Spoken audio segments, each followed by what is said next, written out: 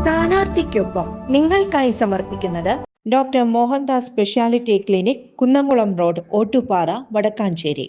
Any time ന്യൂസിൻ്റെ സ്ഥാനാർത്ഥിക്കൊപ്പം എന്ന പരിപാടിയിലേക്ക് എല്ലാ മാന്യ പ്രേക്ഷകർക്കും സ്വാഗതം. ഇന്ന് നമ്മോടൊപ്പം ഉള്ളത് 15ാം ഡിവിഷൻ ഒന്നാം കല്ലിലെ സ്ഥാനാർത്ഥി ധന്യ ശശികുമാറിനോടൊപ്പമാണ് നമ്മൾ.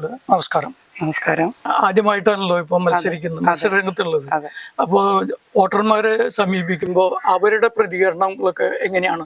നല്ല രീതിയിലുള്ള പ്രതികരണം തന്നെയാണ് നമുക്ക് കിട്ടുന്നത്. പിന്നെ ജനങ്ങളൊരു മാറ്റം ആഗ്രഹിക്കുന്നുണ്ട്. അപ്പോൾ അതിനുള്ള നല്ല സപ്പോർട്ട് നമുക്ക് കിട്ടുന്നുണ്ട്. ജയിക്കും എന്നുള്ള പ്രതീക്ഷ തന്നെയാണ് കാണാനുള്ളത്. ഇവിടെ 10 കൊല്ലമായിട്ട് ഈ ഡിവിഷൻ കൈകാര്യം ചെയ്യുന്നത് LDF ആണ്. അപ്പോൾ ഇപ്രാവശ്യം LDFിൽ നിന്നും ഈ ഡിവിഷൻ തിരിച്ചു പിടിക്കും എന്നുള്ള ആത്മവിശ്വാസം തീർച്ചയായിട്ടും ഉണ്ട്. ഇവിടെ ഭരണത്തിന്റെ മുരടിപ്പ് നല്ലോണം ഉണ്ട്. ഇപ്പൊ റോഡുകളുടെ കാര്യങ്ങൾ എടുക്കുകയാണെങ്കിൽ വളരെ ശോചനീയമായ അവസ്ഥയിലാണ് റോഡുകളൊക്കെ കിടക്കുന്നത്. പിന്നെ പോക്കറ്റ് റോഡുകളൊക്കെ പാതി വഴിക്ക്, അതായത് പകുതി പ്രവർത്തനങ്ങൾ ചെയ്തിട്ട് ബാക്കി പകുതി പൂർത്തീകരിക്കാണ്ട് ഇട്ടിട്ടുള്ളതായിട്ടും കാണുന്നുണ്ട്. അതുകൊണ്ട് ഒരുപാട് ബുദ്ധിമുട്ടുകളും ജനങ്ങൾക്ക് അനുഭവിക്കാനായിട്ട് കാണപ്പെടുന്നുണ്ട്.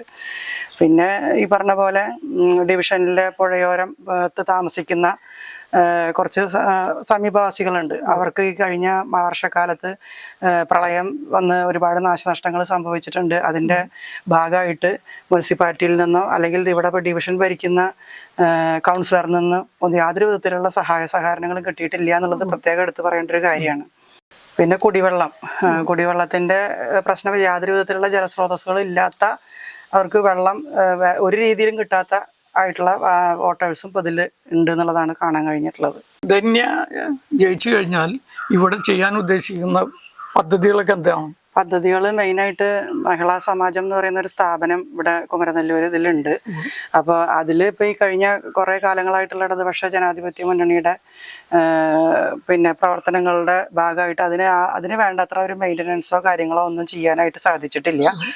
അപ്പോൾ അതിന് പ്രൊമോട്ട് ചെയ്ത് കൊണ്ടുവരിക, വനിതകൾക്ക് ഉപയോഗപ്രദമാകുന്ന രീതിയിൽ എന്തെങ്കിലും ചെറിയൊരു സംരംഭമോ മറ്റോ തുടങ്ങാൻ എന്നിലൂടെ സാധിക്കും എന്ന് ഞാൻ വിശ്വസിക്കുന്നു. പിന്നെ പ്രധാനപ്പെട്ടതായിട്ട് പല ക്ലബ്ബുകൾ പലതും ഉണ്ട്. അപ്പോൾ ആ കുട്ടികൾക്ക് കളിക്കാൻ ഉള്ളൊരു കളിക്കളം അല്ലെങ്കിൽ ഗ്രൗണ്ട് ഇല്ല എന്നുള്ളൊരു സബ്ജക്റ്റ് നമ്മളോട് പറഞ്ഞിട്ടുണ്ട്.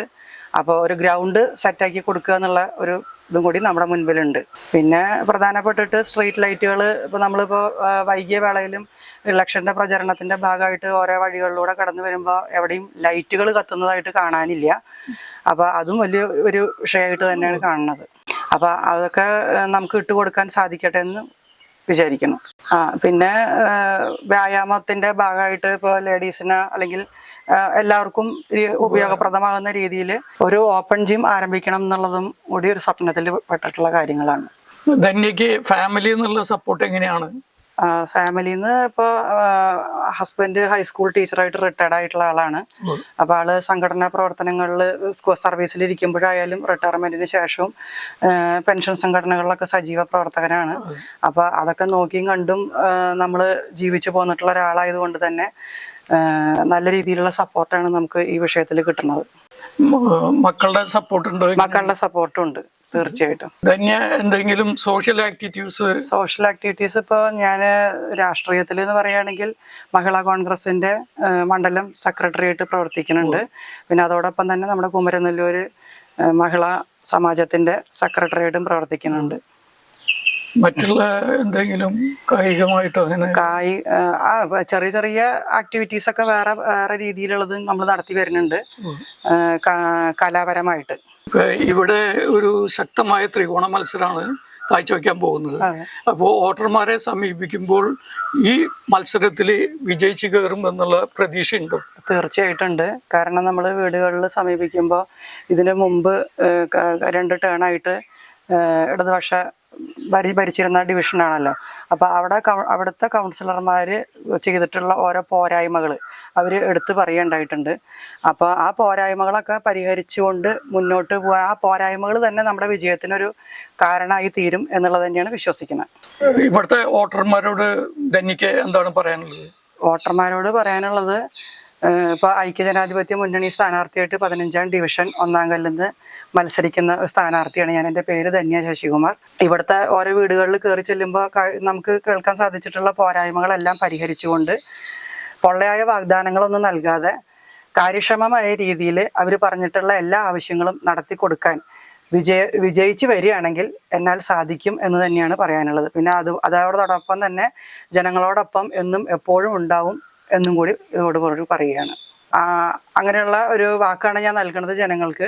അപ്പോൾ അതുകൊണ്ട് എല്ലാ ജനങ്ങളും എന്നെ വോട്ട് ചെയ്ത് ജയിപ്പിക്കണം എന്നുള്ളതാണ് അഭ്യർത്ഥിക്കുന്നത്. ഇതുവരെ ടൈം ന്യൂസിനോട് സഹകരിച്ചതിന് നന്ദി, നമസ്കാരം. നന്ദി, നമസ്കാരം.